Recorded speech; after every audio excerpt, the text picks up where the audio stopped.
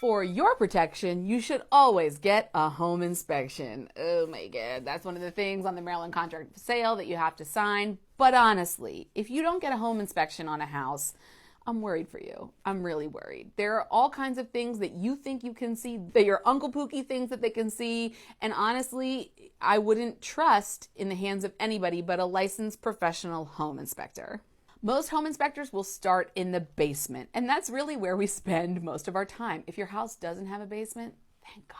That means that our inspection time is cut significantly. But not only that, is really everybody wants a basement. I don't know why, because of the square footage, maybe because they want to have someone rent it out, but basements are where all the problems are. All the problems are. We spend over half of our time in the basement at a home inspection. It's called a structural and mechanical home inspection. It goes through everything. They turn on all the water on full blast, on the taps, make sure that there's no leaking, make sure that the electric is functioning as it should be, evaluates all the appliances that are in the home, making sure that they're in working order. They really do it all.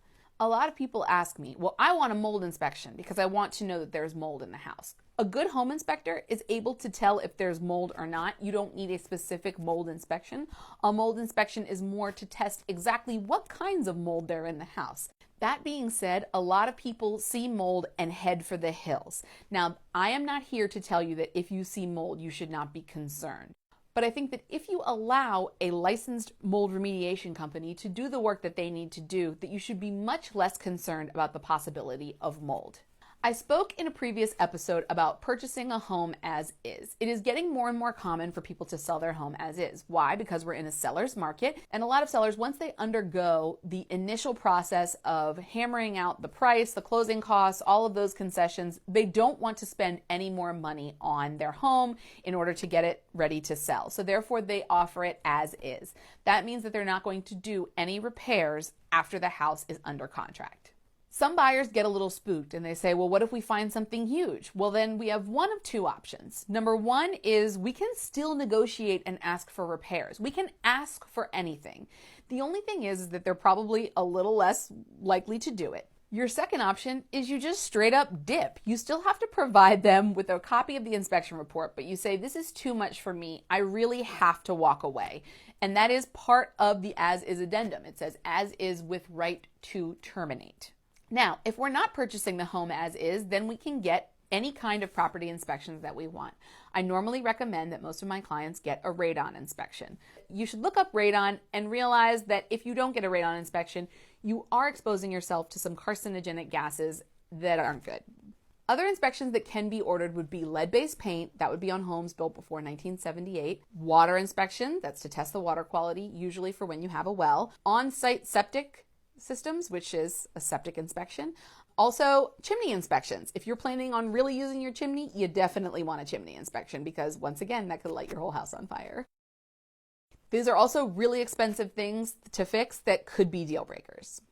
After you've completed your home inspection, if you're not purchasing the property as is, you have the right to ask for repairs. The great thing about repairs when you ask the seller to do them is that they have to be completed by a licensed contractor.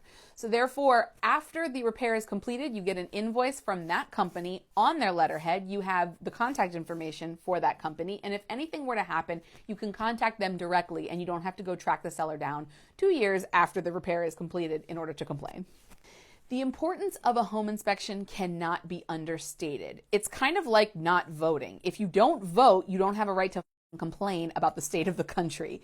If you don't get a home inspection, you don't get the right to complain about the state of your house. It is the last and only line of defense you have in order to make sure that this purchase is something that is sound for you, at least from a repair and safety perspective. It could also just plain and simple uncover some gnarly shit that you just don't need in your life. So please get a home inspection and ask me if you need to know exactly what home inspections you should get. Tune in next week when we talk about the most important time in the home purchase. Closing day. One last call for, no, there's no last calls. Like closing day is it. You're done. There's nothing that can go wrong there. Except it does. Oh.